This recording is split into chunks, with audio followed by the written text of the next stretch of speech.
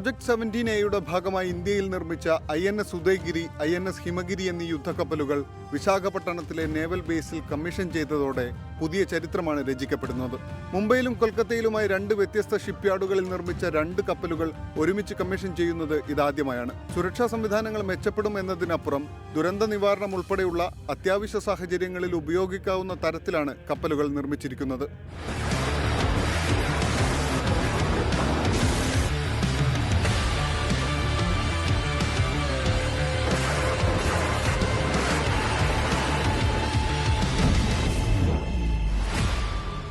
INS നീൽഗിരിക്ക് ശേഷം project 17A ഭാഗമായി നിർമ്മിക്കപ്പെട്ട കപ്പലുകളാണ് INS ഉദയഗിരിയും INS ഹിമഗിരിയും. അതുകൊണ്ട് തന്നെ ഏറ്റവും പുതിയ സന്നാഹങ്ങളുമായാണ് ഈ കപ്പലുകൾ പുറത്തിറങ്ങുന്നത്.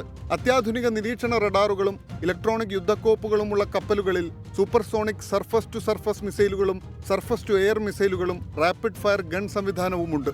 ഡീസലിലും ഗ്യാസിലും പ്രവർത്തിക്കുന്ന 2 പ്രൊപ്പൽഷൻ പ്ലാന്റുകളാണ് കപ്പലിലുള്ളത്. അതുകൊണ്ട് തന്നെ കപ്പലുകളുടെ ഇന്ധനക്ഷമത കൂടുതലായിരിക്കും. ഇതുകൂടാതെ 8 ബ്രഹ്മോസ് മിസൈലുകളും കപ്പലുകളിൽ സജ്ജീകരിച്ചിട്ടുണ്ട്.